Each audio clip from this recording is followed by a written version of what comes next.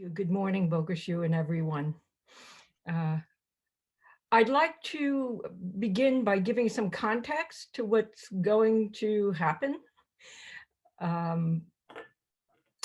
About 2 months ago, Yuuka approached me and said she wanted to do a talk together about love and anger. And I thought that being Yuuka, it would be fun. And so what you're about to see is both, it's a hybrid, it's a dual Dharma talk and the fruits of our conversations that have taken place. Yuuka, how are you? Yugetsu. Thank you. Yuuka. Fuck! I'm angry. What makes you angry? When I can't get my vocal cords and my tongue to work, I'm frustrated. Thank you. What makes you angry? When people don't understand how hard it is. Thank you. What makes you angry? When I'm dismissed or belittled, or I see somebody else being belittled. Yugetsu, what makes you angry? Idiocy. Thank you. What makes you angry? Being ignored. What makes you angry? Being bullied.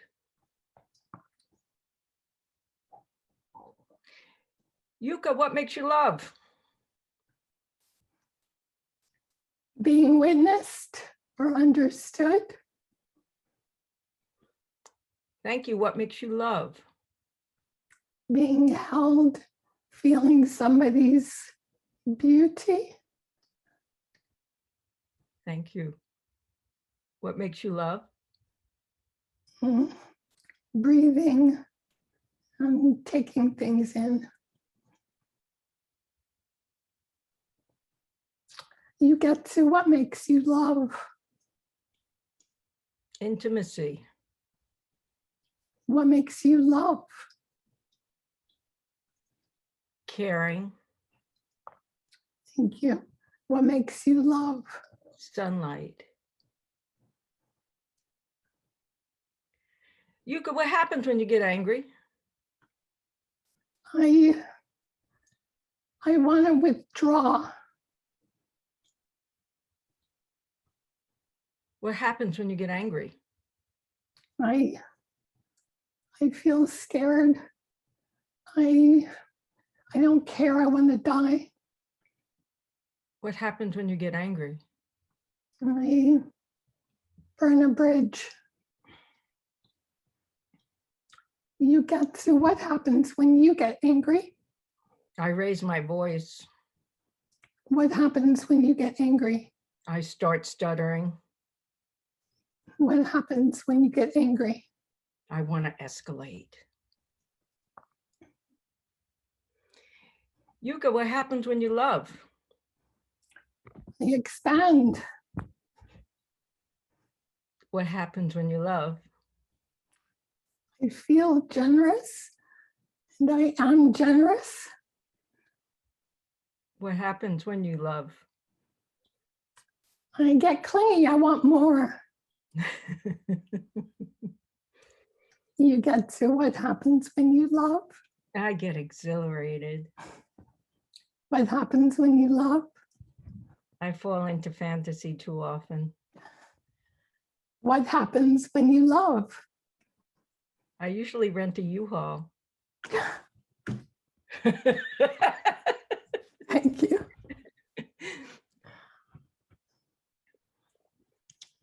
So I want to love. I feel good when I love. Everything looks good and good things happen. And our precepts guide us toward love, toward non-separation. Our three pure precepts: do good, cease from evil, and do good for others. Our Zen peacemaker interpretations: not knowing, bearing witness, loving myself and others. Well, it seems to me that the third, loving myself and others, follows from the first two, and also that the first two are motivated by the third. When we love, we want to cease from evil, to not know or challenge our judgments. We want to hear the other, to bear witness. Bell Hooks, when she writes about love, defines it as extending ourselves for the nurturing of others. Is that love? What about passion? What about dependence or greed, wanting more of our beloved? And what about how anger arises in loving relationships? Why does it arise? Is it just a vestige of our brutal past that we should suppress?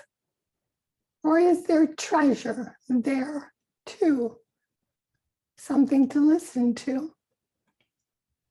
If we bear witness to our anger, can it open up for us like a tulip?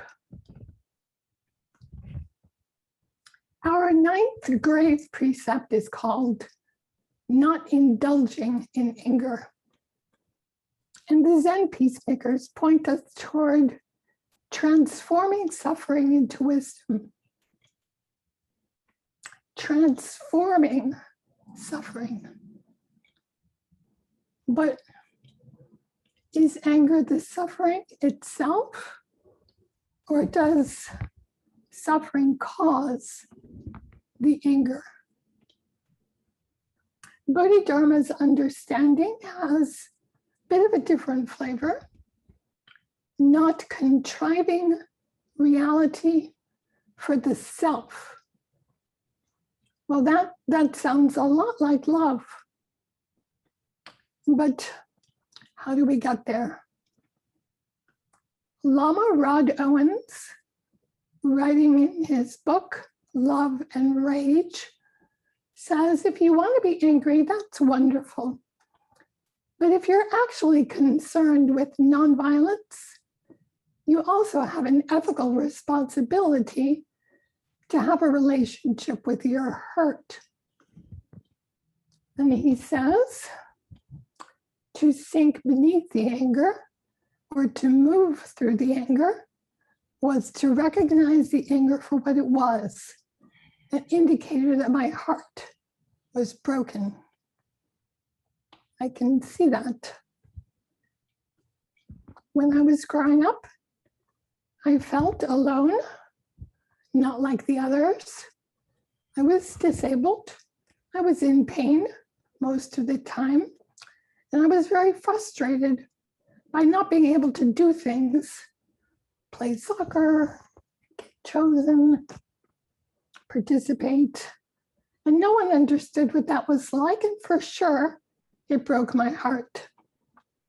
But even more than that, I felt diminished, inferior, helpless.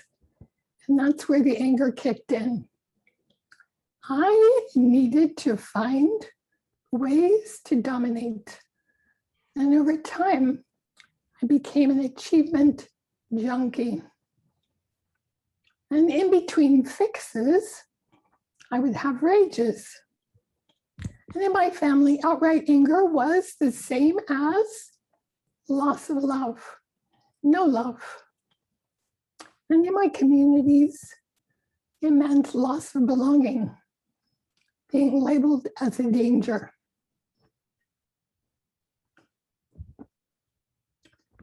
Well, I should say, I was sitting this morning in zazen and feeling all my energies. And I remembered the sweetness of watching a feeling come and go, watching how it affects my body, and being able to include it all. But, as a psychologist, I always asked, what comes along with the feeling of anger? How were you taught to be with your anger? For me, the anger comes with fear. And for much of my life, I stormed away, and not just from my family, but from friendships, from marriages, even from collaboration and careers. And I still don't really understand how I'm supposed to, or whether I should, move from anger into hurt when it feels so powerless. It seems to me that there is something in the power of pure anger that is necessary. So in a recent column in the Times, Charles Blow said, I am no longer interested in talking about Black pain and Black trauma. Rage has ascended to my position of primacy. America scoffed and was unmoved when for years we spoke out of our pain. So be it. Now, rage is the only language I have left. I, Yuuka, would like to understand the language of rage. I wanted to talk to Yugetsu, especially because of her potent documentary about Larry Kramer called Love and Anger. And she gave us an intimate look at a loving community overflowing with anger. Yugetsu, can you help me? Thank you, Yuuka. So it might be a good idea to take a look at Larry Kramer for a second, because he's the one who kind of spawned this discussion that we're having right now. And I wanted to make a film about him because he was good at spawning reactions. He was good at getting a rise out of people. And I think he really honed this skill in the early 80s when his friends all around him began dying of this mysterious disease. At the time, there was no big loving community. There was pockets of people, and his pocket of people out in the Pines and Fire Island were getting mysteriously ill and dying in horrible ways. And nobody cared. This was the height of the Reagan years. Nobody wanted to talk about AIDS. It was different nowadays with COVID. The thing is, it's maybe a hoax. I don't think anyone took AIDS as a hoax. It was just that they didn't care about the people who were dying. So it was a different situation. They were considered the people who were dying, gay men, women of color, IV drug users, and sex workers were considered the dregs of society and certainly not worth preserving by many religious people as well as our government. I mean, Jerry Falwell basically said that you could just look at it like a speeding ticket. If you ignored the laws, went above the speed limit, you pay the price for your immorality. and he was but one of the voices passing judgment. So this was the stage that Larry came out on, and he at first tried a compassionate approach. He tried saying, imagine all of these people around you in the like prime of their life, they're all dying, we should do something, and nothing happened. So Larry got angry. And Larry started kicking over tables and making a scene and bringing attention to this issue. And Larry was desperate that what he called his people, okay, gay people, all right, and he used gay people. He was including lesbians, the whole trans and queer. Larry didn't like the term queer because he had been called it too many times growing up, but his understanding of the potential of our populations, gay people at the time, that was his understanding. And we needed to come together, and we needed to fight back. We needed to not just get lost in drugs and alcohol and they stick our heads in the sand, but we needed to use this anger as fuel for a response. We should take action in a deadly crisis and make change. Now, Larry really embodied often these two qualities of love and anger. He could be petrifyingly scary when he was angry. I remember pharmaceutical executives would visibly like shake when they were around him because his anger was legendary. He could also be very loving and sweet and shy. And he could hurt people he loved. I remember being very angry with him at the memorial of activist Vito Russo. And Larry got up to deliver the memorial, and he promptly proclaimed that we had all killed Vito because we didn't fight hard enough. Oh, I was so angry with him. But that was Larry. Anger can hurt, and so can love. Love and anger are such potent passions. They can also take over our lives. A mind that is indulging in anger is spinning in all kinds of deception. It's telling a story or telling stories that stoke that anger. It's the nature of anger. It's just a fire that wants to be fed. Likewise, a mind that is so engaged in unrequited love is wasting time pining away. How many daisies have been destroyed just figuring the question, he loves me? But that's not to say that love, even if unrequited, is a bad thing. It's the energy of these green shoots popping out all over. It can be such a regenerative energy just to feel, let that love lift, puts a spring in your step. Anger and love can be completely exhausting, and they can be energizing, and they could be both, and they're not fixed. So the wisdom of the ninth grade precept, as Yuuka was opening the gate there, is very important in that it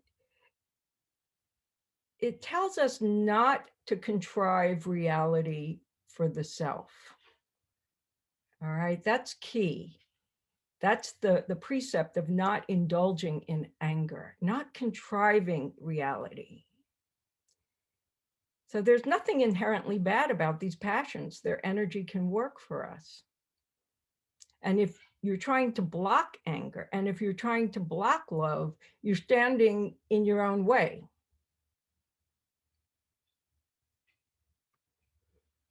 You're blocking your own creativity.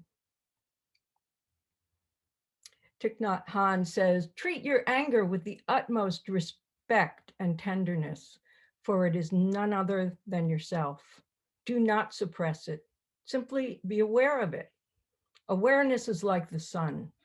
When it shines on things, they are transformed. When you are aware that you are angry, your anger is transformed. If you destroy anger, you destroy the Buddha. Mindfully dealing with anger is like taking the hand of a little brother. I love that. Taking the hand of a little brother is a way of mindfully dealing with your anger.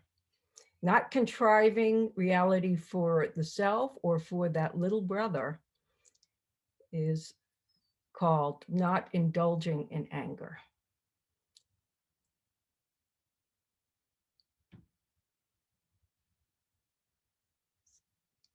These stories, these little metaphors help us to sort of see through things, but they are limited in a way in how far they take us, because nothing is fixed. Your anger isn't fixed into a little brother. There's no fixity. Everything is constantly flowing. I've been madly in love and furiously angry with a person at the same time. There is no sequence, there is no fixity. It's just potent medicine. All the world is potent medicine. Goes back to a koan, number 86 in the Blue Cliff Record, Medicine and Disease. Yunman, teaching his community, said, medicine and disease subdue each other. The whole earth is medicine. Where do you find yourself? In the 1980s, there was both plague and response. Long before effective pharmaceuticals were developed, our rallying cry, silence equals death, gave us a sense of pride. It was medicine. And the medicine inspired people to come out, to stand up and find their voices. And many used these voices to address painful family situations that had kept us from revealing who we are to the people we were most intimate with. We said, never again, we're not going back. We protested, we formed alliances, we created art. We managed to sit down with Anthony Fauci of the government, who actually heard us and who collaborated with activists to develop innovative trials that ultimately led to effective pharmaceuticals in treating AIDS. But the process began with us. It begins with you, with your interconnection. Where do you find yourself? It's medicine. All the world is medicine. Just this right now. Yuuka, where do you find yourself? I'm here. I've learned from our conversations and from what you just said that anger and love are always holding hands. They're always in relationship to each other. So anger can bring us together to fight an enemy. Funny how we stumble over enemy. But anger can also help us assert ourselves in our families or communities or relationships to differentiate from each other. So maybe it's a separator that brings our true lonely, independent selves into a more honest relationship. So when we were working on this, Yugetsu and I had different approaches. And anger arose. And we both pushed for what we wanted. But we also cared about each other. and about what we're trying to share with you. So we managed to listen, to hear the needs and the stories behind the requirements.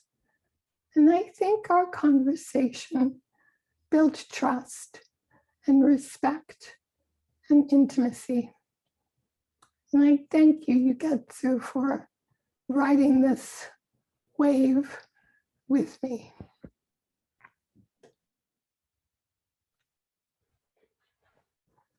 Thank you, Yuuka.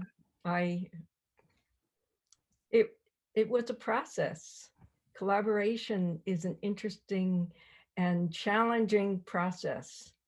And in the process of running up against your willfulness with my own, I saw that child that needed and found her voice and complained and demanded what she needed. So I think you're a wonderful pain in the ass.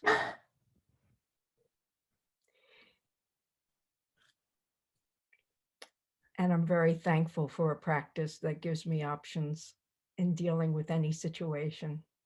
And I'm thankful that we work together. We have a verse that we'd like to share with you. It's from the book of Householder Koans. It's called The Shit Abides. And in The Shit Abides, it asks this essential question: who is this person whom I love, but at whom I am very angry right now? You're always like this. You're always like this. You never do that. Never do that. Always. Always. Never. Always. Always. Never. Never. Ah, such lovebirds.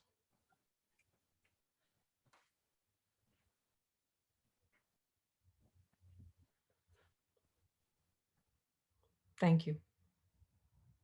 Thank you.